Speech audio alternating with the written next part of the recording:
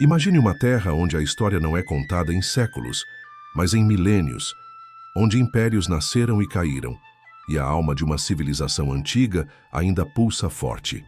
Esta é a história do Irã, um país que, antes mesmo de se chamar Irã, já era o coração de uma das culturas mais influentes e duradouras da humanidade. Para entender o Irã de hoje, precisamos viajar muito, muito para trás no tempo, para uma era em que os primeiros assentamentos humanos começavam a florescer em terras férteis. Milhares de anos antes de Cristo, na planície que hoje conhecemos como Irã, comunidades agrícolas se estabeleciam, dando origem a vilas e, eventualmente, a cidades. Entre elas, a civilização elamita, no sudoeste, já construía cidades impressionantes e desenvolvia sua própria escrita, muito antes do surgimento dos impérios persas, que viriam a dominar a paisagem. Mas a verdadeira grandiosidade começou a se desenhar por volta do século VIII a.C., com a ascensão dos medos e dos persas. Essas tribos indo-europeias, que se estabeleceram nas vastas terras do Planalto iraniano, eram guerreiros e pastores, com uma profunda conexão com a terra e suas tradições. Deles, surgiria uma figura que mudaria o curso da história: Ciro o Grande. Ele foi o fundador do Império Aquemênida, o primeiro grande império persa, por volta de 550 a.C. Sua visão era revolucionária para a época. Em vez de esmagar as culturas conquistadas, Ciro as respeitava. Ele permitiu que os povos mantivessem suas próprias religiões e costumes, uma política de tolerância que se tornou a marca registrada de seu império. O famoso cilindro de Ciro, um artefato de argila, é frequentemente citado como um dos primeiros documentos sobre direitos humanos, proclamando a liberdade religiosa e o retorno dos povos cativos às suas terras de origem. Sob Ciro e seus sucessores, como Dário, o Grande, o Império Persa se expandiu de forma colossal, estendendo-se da Grécia e do Egito até a Índia. Era o maior império que o mundo já havia visto, e sua infraestrutura era igualmente impressionante.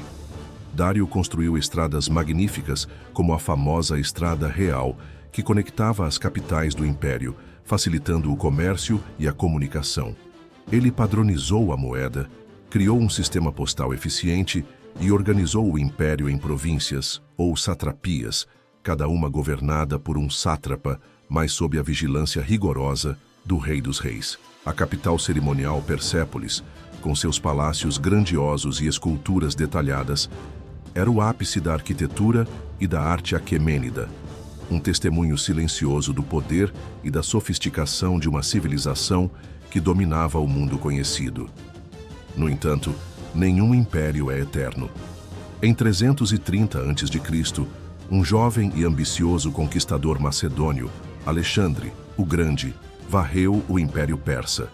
Em uma série de batalhas épicas, ele derrotou o rei Dário III e pôs fim à era aquemênida.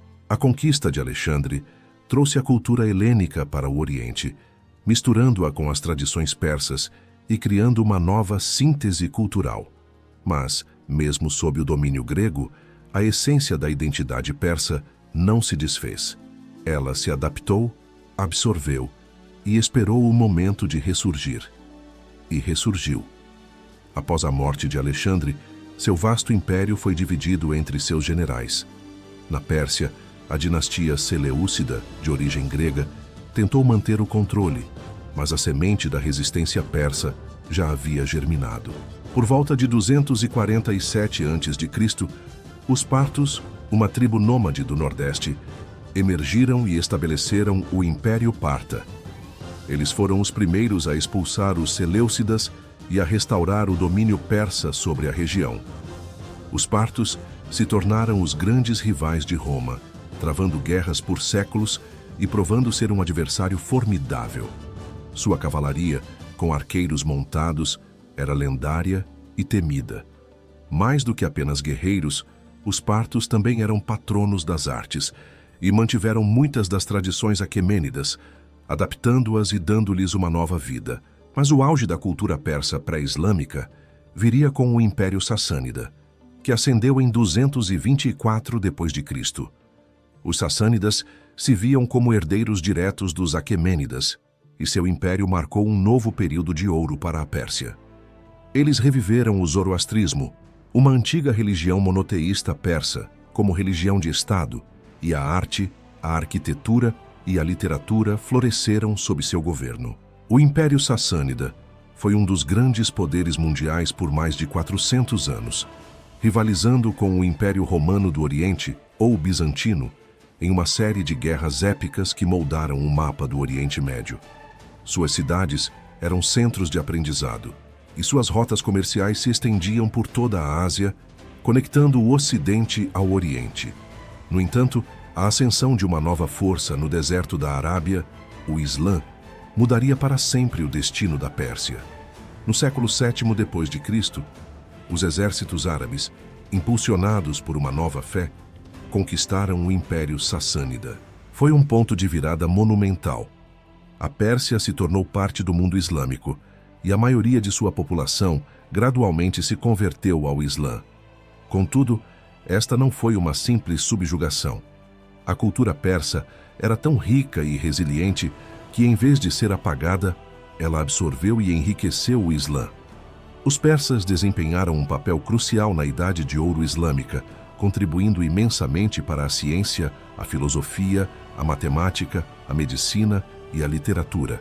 Pense em nomes como Avicena, o grande médico e filósofo, ou Al-Khwarizmi, o pai da álgebra, ou Rumi, o mestre sufi e poeta cujas palavras ainda ressoam hoje.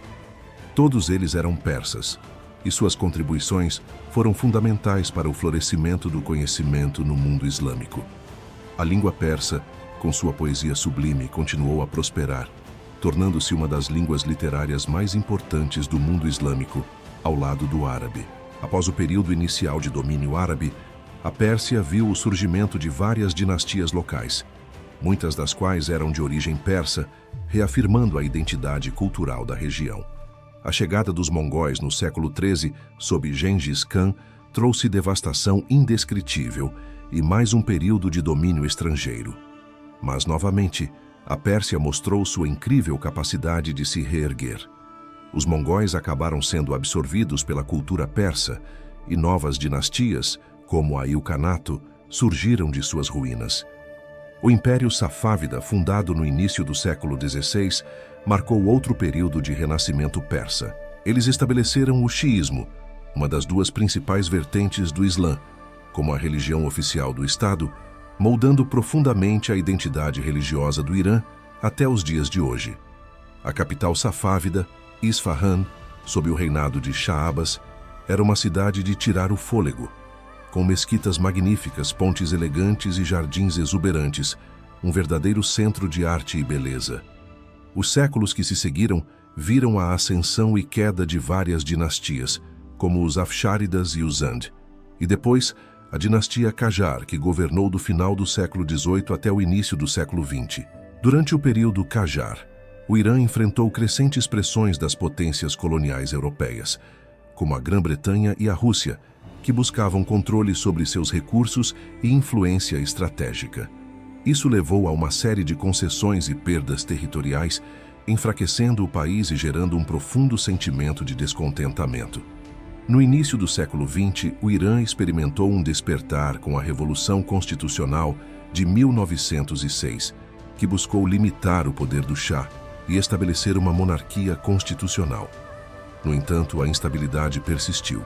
Em 1925, Reza Khan, um oficial militar, assumiu o poder estabelecendo a dinastia Pahlavi e iniciando um ambicioso programa de modernização e secularização.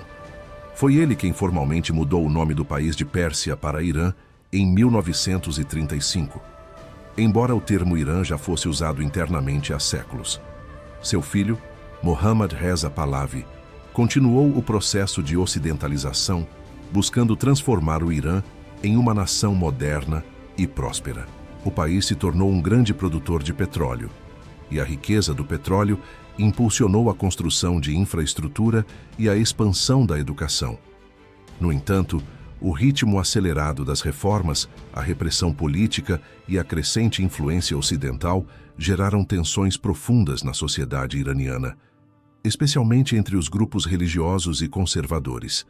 Essas tensões culminaram na Revolução Islâmica de 1979.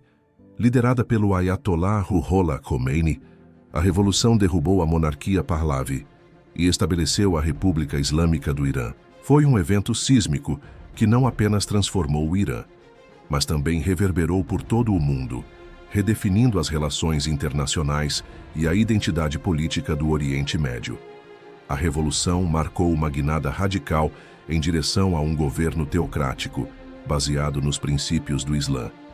Desde então, o Irã tem navegado por um caminho complexo, marcado por desafios internos e externos. A guerra com o Iraque na década de 80, as sanções econômicas e as tensões geopolíticas com o Ocidente têm moldado o país. No entanto, através de todas essas provações, a alma persa, a resiliência de sua gente e a profundidade de sua cultura continuam a brilhar. Hoje, o Irã é um país de contrastes, onde a tradição e a modernidade se encontram, onde a fé e a poesia se entrelaçam. É uma nação com uma história tão vasta e multifacetada quanto suas paisagens, desde as montanhas nevadas do norte até os desertos salgados do sul.